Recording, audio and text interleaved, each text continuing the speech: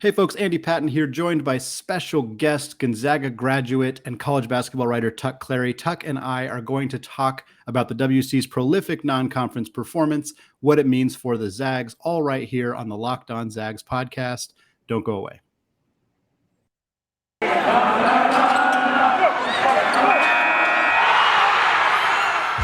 You are Locked On Zags, your daily podcast on the Gonzaga Bulldogs.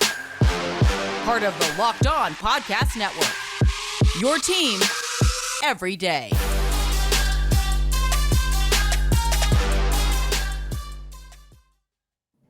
What is going on, y'all? Welcome to the Locked On Zags podcast, part of the Locked On Podcast Network. I'm your host and longtime Gonzaga podcaster, Andy Patton, ready to take you through another season of Gonzaga hoops. Today's episode is brought to you by NetSuite. NetSuite is the #1 cloud financial system to power your growth. Head to netsuite.com/lockedonncaa for special end-of-the-year financing on the #1 financial system for growing businesses. I also want to thank all of you who make this podcast your first listen of the day, or those of you who check the show out on YouTube. I really, really appreciate it. You can hit that subscribe button on youtube.com, search Locked On Zags, hit subscribe, trying to get up to 250 subscribers before the next time Gonzaga plays a game, which is still up in the air. That's one of multiple topics I want to discuss with today's guest, Tuck. Tuck, thank you so much for coming onto the show. I've really appreciated getting a chance to interact with you on Twitter and see all of your takes about Gonzaga and the WCC. So I'm glad we get a chance to talk here. Yeah, thanks for having me on, Andy. I'm looking forward to our conversation.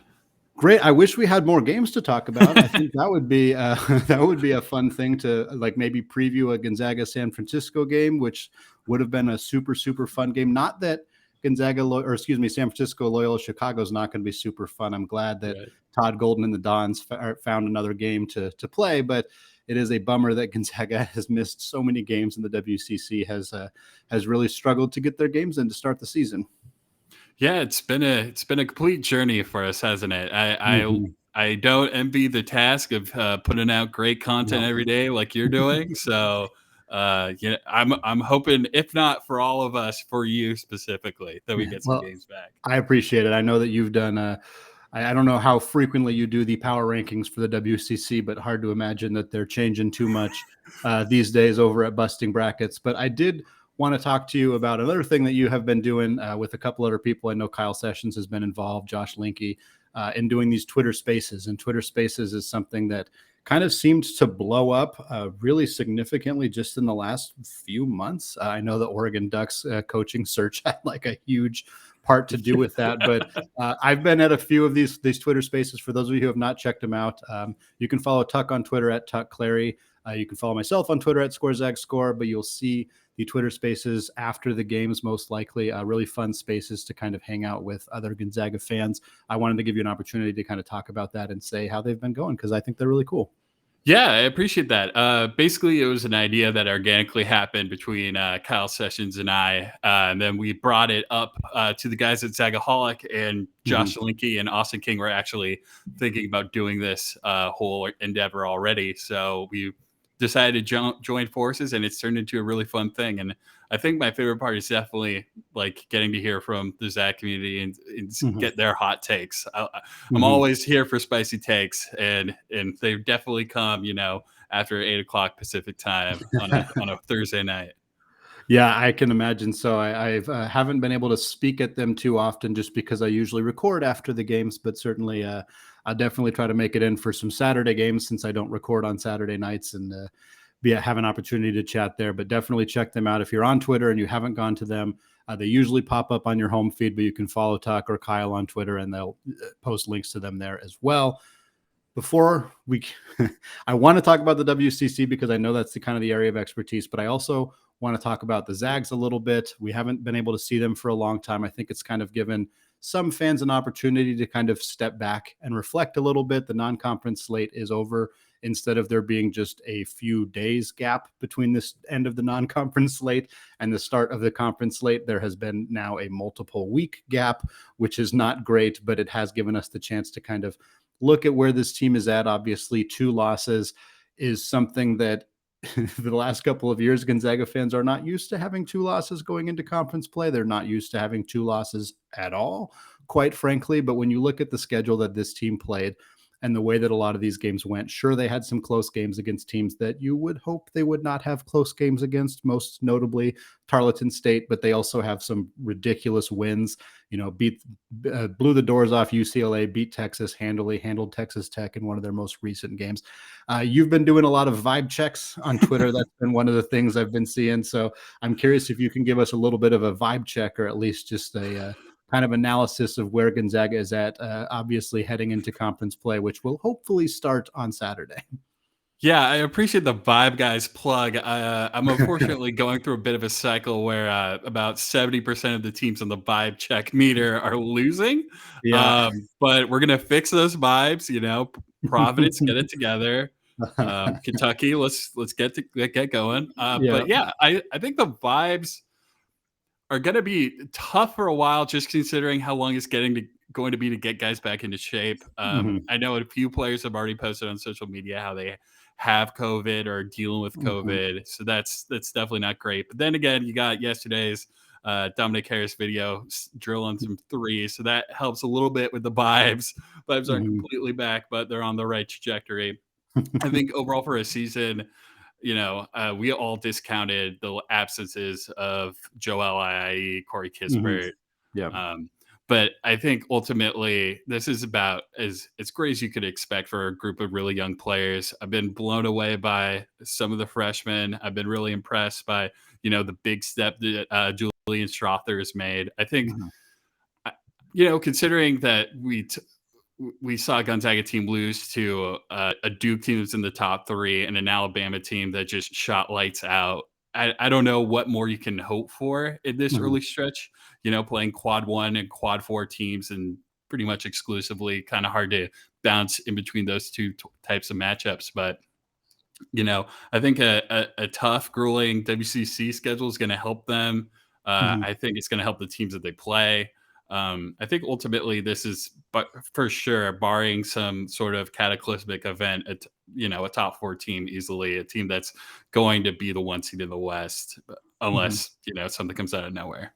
Yeah, and unless Tommy Lloyd comes out of nowhere, that's the big primary competitor right there. But yeah, I think the thing I'm really curious to see is, this is the first time in a while that Gonzaga, really in a very long while, that Gonzaga gets to head into conference play knowing that they don't have the ability to sleepwalk through it. I don't think Gonzaga has frequently sleptwalk through conference play. Mark Few has certainly never advocated for that in any capacity, but they've had the ability where they could have, and they would have been fine. Last year, they kind of could have. There were some decent teams in the WCC, but Gonzaga was loads ahead of the rest of the teams. And this year, they're not going to have the ability to do that. And there's a lot of people who I would imagine will think that will help this team come March. Certainly there's a strong argument for that. If nothing else, the fact that they're probably going to play 3 games a week, basically every week until March, because they got to get all these games in. There's an argument that that's actually going to be a hindrance, but I think it's probably going to help them stay a little bit fresher, kind of stay mentally sharp, and hopefully allow Mark Few to be forced to play some of the guys who are maybe outside the rotation right now. Because if you had, Portland on Tuesday, Pacific on Thursday, and St. Mary's on Saturday, I really hope that Drew Timme doesn't play 78 minutes between those first 2 games. I really hope that they get an opportunity to get some of those, the Ben Greggs and the Caden Perrys of the world some more minutes, so that we can see, Drew Timme play a longer game in the big game and things like that. But I'm curious what you're kind of hoping to see. Obviously, Dominic Harris is an easy answer because he looks like he might be coming back soon. But are there anything else you're going to be kind of watching for this team to do heading into conference play, whether it's, rotational differences or, differences on offense or defense that we might see them try to implement as they get into conference play? Yeah, I think a big thing for sure is, it's time to take advantage of that incredible depth that this team has. I think the number one thing, as a fervent Nolan Hickman believer, I'm excited to see Nolan maybe potentially get some more minutes. He's already, 22 minutes on average. Isn't too bad. Sorry about that. But basically, I think ultimately it's going to be a big thing for Nolan to get major minutes in conference play. And I think that ultimately getting him out there, getting him into higher usage situations, he's a role player right now. Ken Pom has him down towards, a role player at this point. Mhm. But if we get Nolan more minutes and let Andrew rest up, I think that's going to be Mhm. huge for this team. And I think ultimately it's going to be, considering how Corey Kispert didn't have his best March Madness for his standards. I think Yeah. getting those major seniors and those major players some rest is going to be Mhm. pay dividends, and it's going to absolutely show up in the box score against some of these teams that don't have the luxury of Gonzaga's depth. Yeah, absolutely. I think if I don't want to be a spoiler here, and I hope that there are not any more cancellations, but if we have a slow week again this week where I'm running out of content ideas, I can tell you right now there's probably going to be an Nolan Hickman episode coming out where I just want to talk about him for 30 straight minutes Let's because do it. he has played so well, and he is so poised and so calm and so efficient. An offensive player, he's a good defensive player. The outside shot has not showed up 100 as consistently as I think he's capable of being, but it's pretty clearly there. Just Mhm. from the eye test, it looks like he's a very capable outside shooter. The ones that he misses, I feel like look like they were going to go in, Yeah. and I think he's probably going to be a guy who settles in as a better 3-point shooter in the conference slate than he is non-conference, and that change alone is just going to make him such a weapon on both ends of the floor. And I'm excited to see, like you said, I think the Corey Kispert example has been used frequently, and I know that it's almost unfair to pin it all on him because he's not the only senior who has struggled in the NCAA tournament because Right. of rest, but it was, I think, as somebody who doesn't criticize Mark Few's decisions all that often because they rarely merit criticism, this was one where it was like there was opportunities, especially with you look at how good Julian Strather is this year. Like Julian clearly could have played more minutes last year. And I don't think it's like it wouldn't be horrible that he didn't, except for the fact that Corey struggled so much in the NCAA tournament. That to me kind of makes it seem like, well, why didn't Julian play 9 minutes per game instead of whatever he did play, like 4 or 5?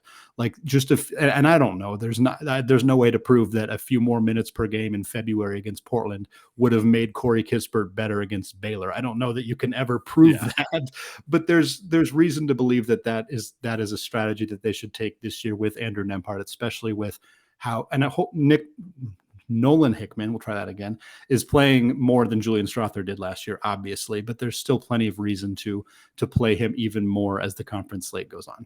And yeah, and I don't think it's simply just like resting Andrew too. I think Nolan legitimately could be one of the best 3-point shooters on this team. I think he's already one of the best off the dribble players on this team. He could be an offense initiator that's going to be huge in the tournament, and getting that guy plugged in and finding ways to use him rather than have him be the off ball guard ready to be a security blanket would be huge for this team.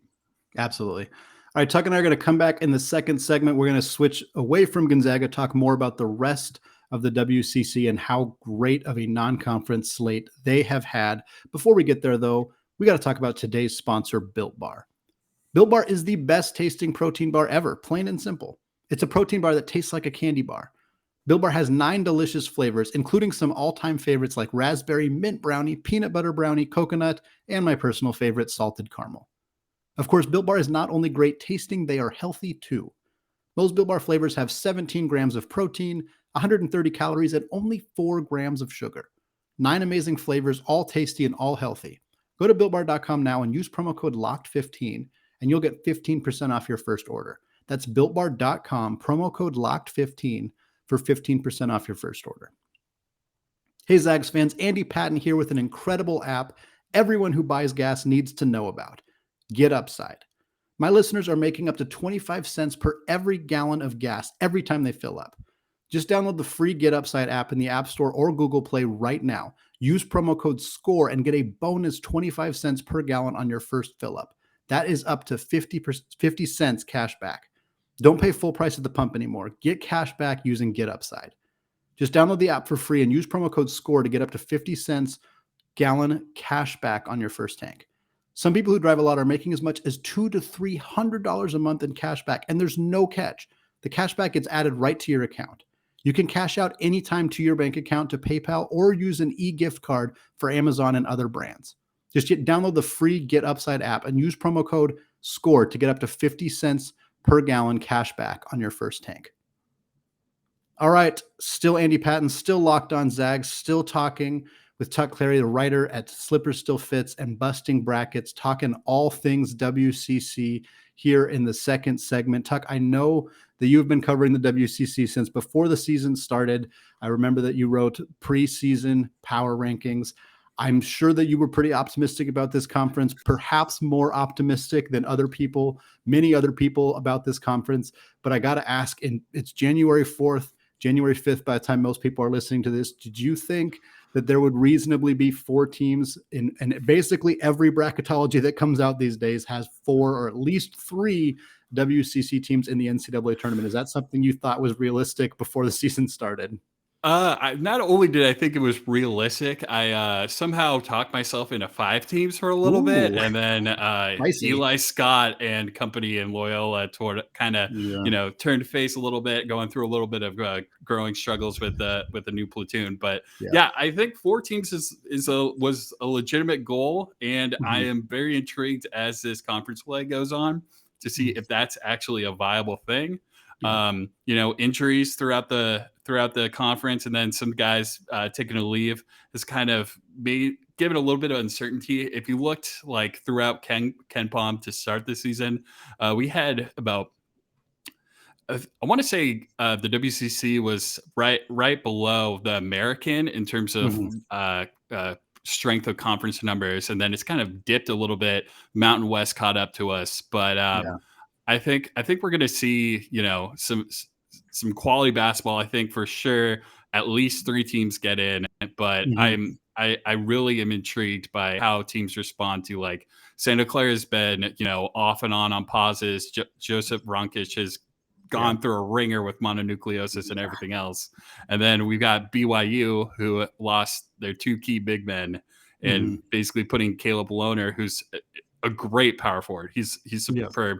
Honestly, he's probably a small forward, but playing as a power forward. And ultimately getting him into the 5 is going to be a tough task, as we've already seen. Yeah, I'm interested. I mean, I think for the WCC, everybody talks. Gonzaga obviously has always been the team, and then BYU and St. Mary's have always been there. And San Francisco is kind of the new team that's kind of been added to this conversation. And I think obviously a school that has a rich history of basketball, but it dates back well before the vast majority of people listening to this were even alive. Obviously, they were really good in the 50s, 60s, disbanded their program in the 80s, haven't been back to the NCAA tournament since then. And it's great to see them succeeding. And I think for me, I knew that they've always been a pretty good program. Like they've never, that I can remember as long as I've been following Gonzaga, have almost always finished in the top half of the conference, if not top 4 or 5 right in there throughout their time. And now they're really kind of about to turn that next step. And I'm really excited to see if that happens. I'd love to see 4. 4 would be great. Obviously, it would be a huge boost for the conference. It would temporarily quiet a lot of naysayers about the WCC in general. But if we don't get 4, I would take 3 if San Francisco is one of them. I would be disappointed, and it wouldn't be it wouldn't be St. Mary's or BYU's fault, but I'd be disappointed if those are the 3 that get in and San Francisco doesn't find their way in. This is a team that has a huge test coming up on Thursday, and I'm kind of springing this one on you, Tuck, but I'm curious if you have any thoughts on that game in particular, or at least what San Francisco kind of needs to do to keep themselves in the NCAA tournament conversation. Yeah, honestly, spicy take. I think San Francisco has a better shot of getting in the tournament maybe than BYU at this point, considering the way that BYU is like trajecting at this point. Yeah. But yeah, Loyola Chicago is going to be a real tough ask just because of the team's size. They're nobody's has the size of Masalaki, but basically Chicago's got a solid group of guys that are all long. They're not the defensive team that they were last year, partly because Porter Moser's gone and Drew Valentine stepped in. But I think that the guard play is going to be huge. I think if Jamari Bouye and Shabazz can get it together and score, I think that there's a legit shot. San Francisco has a great defense. I think that's the thing that's slept on the most when we're talking about that team. Yeah, Stefanini, Shabazz, and Bouye have been great, but legitimately, that defense is great on the 3-point line, but especially inside. Yeah. Todd Golden, man, he knows what he is doing as the head coach of that team. I want to go through a couple categories, kind of the end of the non-conference season awards, I suppose, for the WCC. Again, something that should have happened a few weeks ago, but we still haven't gotten into conference play yet for basically everybody in the conference, which is unfortunate. First category is the biggest surprise team. I'm curious if you have a thought. I know San Francisco's a fairly logical choice there, but if there's anybody else, or if it's the Dons, that's fine too for the biggest surprise team so far this year. Yeah, I would go with San Francisco because I thought they were going to be good, but not necessarily Mhm. that good. I thought they'd Yeah. be the fourth or fifth team looking at the tournament, but Yeah. as like legitimately, I think they could finish second in this conference. I think that in the upper middle of this conference, it's going to be a pretty big mud fight brawl kind of Mhm. thing. But yeah, I would say San Francisco, and then I've been super impressed with the Santa Clara Broncos, just Yeah. considering how much they've been able to weather the storm with as many guys as they've dealt with. I'm Mhm. concerned about PJ Pipes missing his last Yeah. two games, and haven't really found out a lot about why that's the case. I know it could Mhm. be anything, especially with these COVID pauses. Sure. But I mean, Jalen Williams has been phenomenal. That Mhm. as a guard, he's averaging well over 20 points. He's Mhm. doing everything you need, especially as a primary scorer with Bronkic out. Now that Bronkic is back and he's getting in game shape, I think legitimately they're going to surprise some people and crawl up above some popular names. Yeah. So I also put my own teams or players under these categories as well. For this one, I put a second one because I figured we'd talk about San Francisco. The one that I picked was Portland, not because Portland's been extraordinarily good, but because 9-6 in the non-conference is really good for them, considering what the Terry Porter era looked like.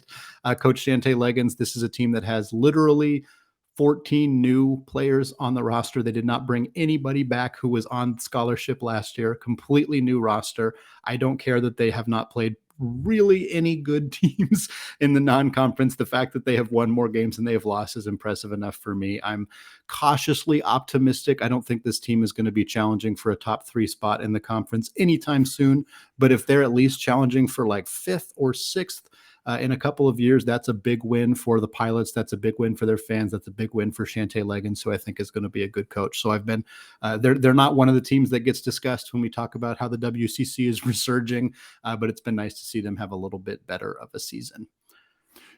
Yeah, Shantae's been incredible. I think he's probably one of the best coaches or most exciting coaches in the WCC for me. I was super impressed with his job at Eastern, and he didn't have a scholarship guy left on that roster, and Yeah. for him to bring it together with Chris Austin and Tyler Robertson has been huge.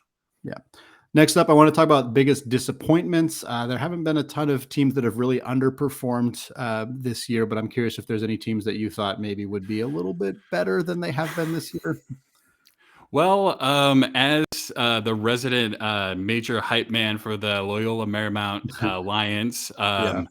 I can't help but feel a little pain throughout this season, seeing Yeah. what they've been going through. Yeah, they have the pieces.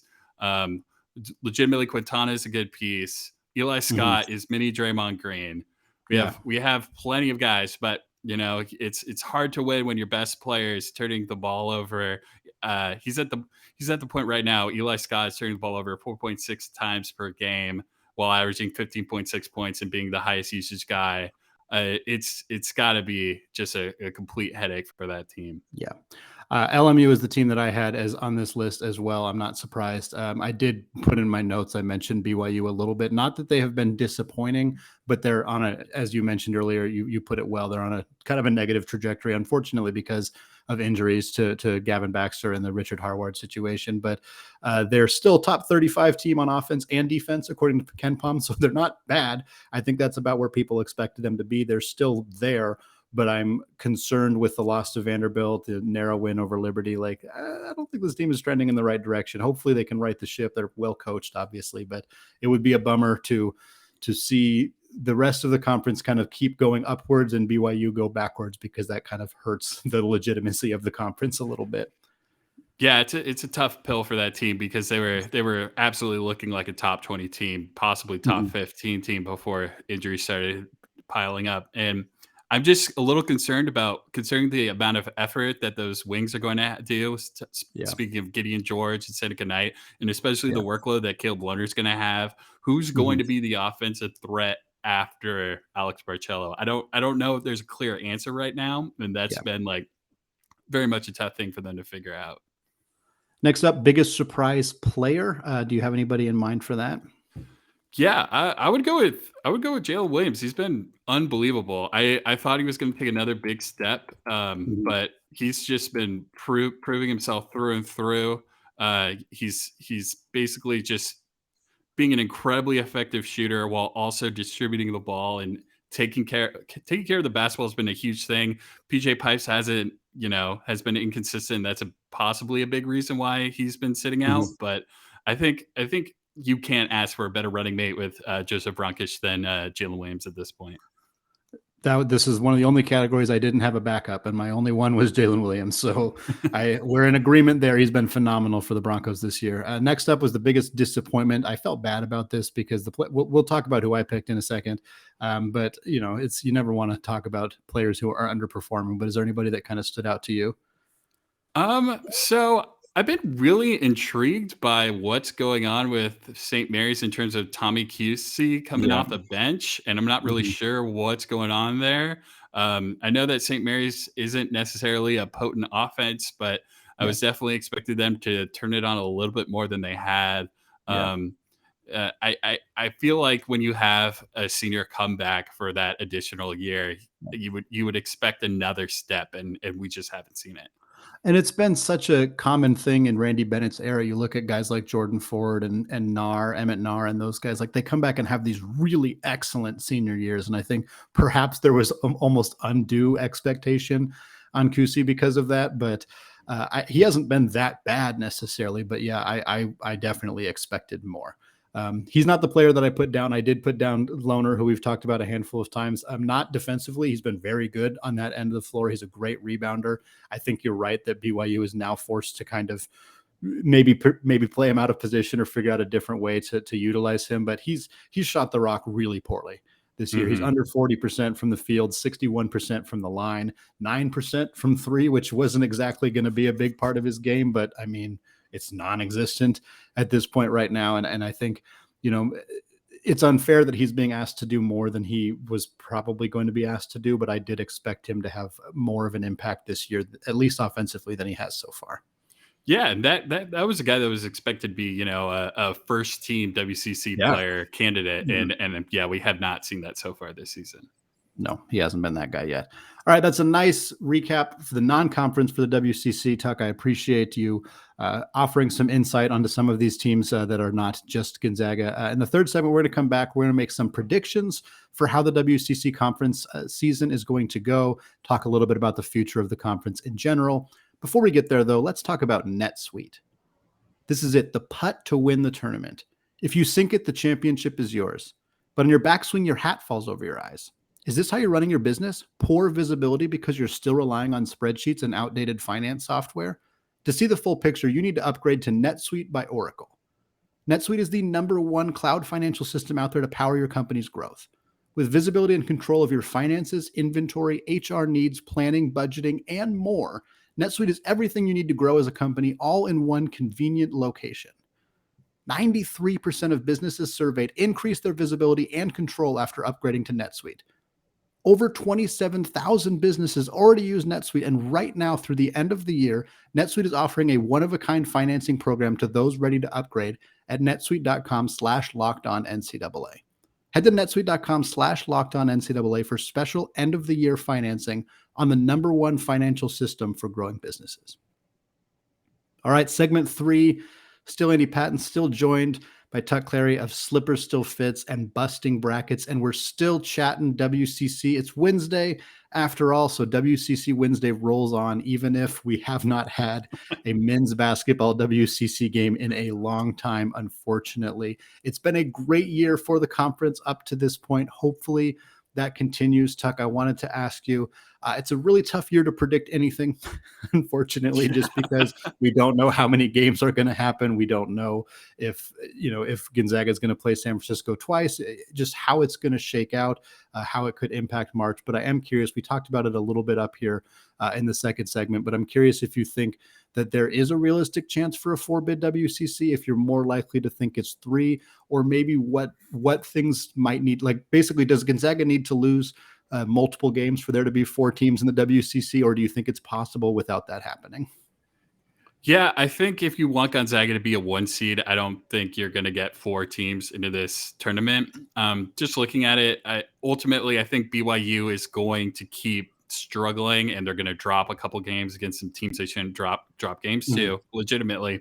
I think I like San Francisco's odds. I think St. Mary's is going to continue playing their style of basketball exquisitely, get to where they need to be. I don't think St. Mary's, I honestly like San Francisco's chances better than St. Mary's at this point.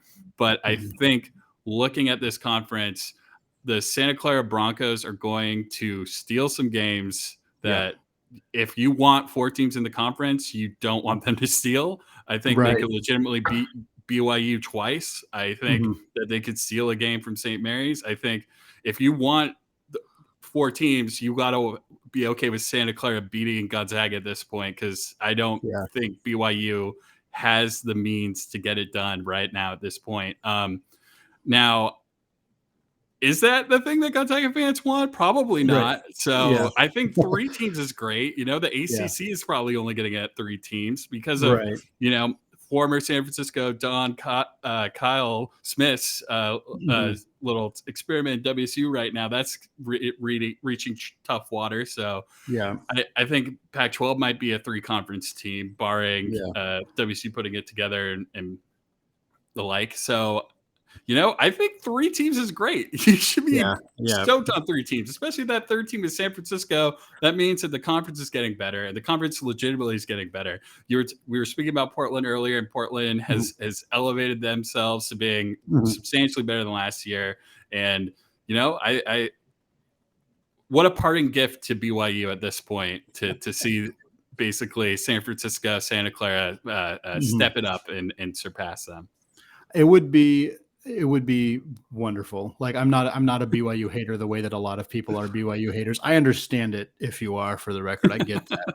But if the WCC puts Gonzaga, St. Mary's, San Francisco in the NCAA tournament and not BYU, that would be very poetic in a lot of ways. I think, as a team that came to this conference with the expectation that they would get a lot of automatic bids. They have gotten 0 automatic bids to the NCAA tournament. They have made the tournament multiple times, but if they were to miss it in a year where the WCC was finally really showing themselves as a legitimate basketball conference just in time for them to leave, it would be kind of poetic. I can't argue against that. I think you brought up a really good point. I hadn't thought necessarily about this matchup all that much, but I'm going to watch both BYU Santa Clara games as closely as I possibly can, because I think that's a really interesting matchup. Jalen Williams is tough for anybody. Vrankic, if he's healthy, gives them a ton of issues with the size disadvantage that they have right now. That is a realistic matchup that could result in 2 losses for the Cougars, which isn't necessarily great news if Santa Clara doesn't do enough to actually make the NCAA tournament. But like I said, I'll settle for 3, especially if one of them is not BYU. Yeah. I think we're going to look at 3. I'm not incredibly confident on the order or the teams, but legitimately, I think Santa Clara is going to upset, BYU, put a fight in with St. Mary's and San Francisco. And unfortunately, the Broncos didn't have the non-conference slate to really make up for the absence of Vrankic. So, so last question I wanted to ask you, Tuck, before I let you go. The WCC, this is probably the best season we've seen them have, and obviously we're only halfway through the season, so knock on wood that it continues. But this is a really good step in terms of getting them on the map. But they need to find a way to remain on that map. It's pretty easy for people to forget about this. Obviously, like, one of the things that has made Gonzaga so special is they made this fun little run in 1999, and they parlayed that into 22 consecutive years of success. That is an extreme anomaly. We know that. That's why they're so special. But we've seen plenty of other teams and even conferences kind of make a run, have some success, and have seen it kind of fall apart. It doesn't last very long. Are there ways or things that you think that some of these schools in the WCC in particular, or even just the conference at large, can do to maybe try to remain relevant longer than just kind of a flash in the pan for this kind of weird COVID season? I think if they keep on investing in the type of players that they've been investing in, I think, Mhm. the WCC crushed it in the transfer portal. If they continue Yeah. doing that, I think good things are ahead. Losing BYU is going to be a major hit. Yeah. But I think as long as the schools keep on investing in their programs, so that's been the main concern really Mhm. for Mark Few and company is staying with the conferences. Let's see where those investments are. But I think we could legitimately see a wild run for San Francisco in the tournament. Yeah, Great absolutely. defense and guard play. That's going to do some big things for that program. So I'm looking forward to that. I would love San Francisco to be back on the map. And Mhm. I think if you have a great St. Mary team in the tournament and a solid San Francisco, West Coast basketball is going to stick around. And Mhm. California recruits are the diamond in the eye for a lot of Yeah. teams. So Yeah, absolutely. I think for San Francisco, when I'm looking at filling out brackets, if I'm really undecided between two teams, one of the things I look at is like veteran guard play because it so often is critical in the NCAA tournament. And obviously, with San Francisco, their guards haven't have a lot of NCAA tournament experience, but they've been around for a while. They're really really talented. I think that that's a team that I could absolutely see making some noise and finding themselves in the Sweet 16. St. Mary's is the kind of team that can lose to just about anybody, but they could also beat just about anybody. That's been their tenure under Randy Bennett. It would be really frustrating as a fan, I think, but I can understand why. Like seeing them, I mean, they beat the tar out of Gonzaga a handful of times. Not a lot of teams have done that, and Randy Bennett and St. Mary's have done that, but they've also lost some really embarrassing games. So it'll be interesting to see what they're able to bring to the NCAA tournament because it would never shock me if they make a run to the Sweet 16 or even the Elite Eight, but we'll kind of have to see where they end up. For me, I think the last thing that is critical for the WCC that they haven't been great at lately is retaining good quality coaches. And that's something that has been so difficult because the coaching carousel in college basketball is just constantly churning. And, we talked about Kyle Smith, who was a good coach at San Francisco, took that job at Washington State. Can't really blame him for that. They're having more success. Like you said, they're kind of on the border of whether they're going to be an NCAA tournament team or not. San Francisco was very fortunate that Todd Golden was there and available to take over because he's a phenomenal coach. But mhm. what if he gets, what if Cal comes calling? What if Stanford comes calling? Like that's very reasonable that those things happen. And so that's the biggest thing for me. And it's obviously a big part of Gonzaga's story is Mark Few sticking around for so long. It's a big part of St. Mary's story is Randy Bennett being there for a decade. And I think it would be nice. It would be great if we could see one or two more coaches willing to really invest in sticking with the program in the WCC, because as long as they keep churning out, it's a little bit easier for those programs to fade back into mediocrity. Yeah, absolutely. Tuck, thank you so much for coming on the show. I really appreciate you taking the time. Your expertise in the WCC is very helpful because we don't have a lot of actual gameplay to talk about, but we have some other stuff we can still talk about. Locked on Zags is going to have another guest tomorrow. Andy Lock's taking place on Friday. So we still got our normal routine coming up all right here on the Locked on Zags podcast. Thank you again for making this show your first listen of the day. For those of you who want to make another show your second listen of the day, you can check out the Locked On Bets podcast. Locked On Bets is your daily one-stop shop for all of your gambling needs. Locked On Bets is hosted by your boy Q with expert analysis and insight from Lee Sterling. All right, thank you all for listening, and go Zags.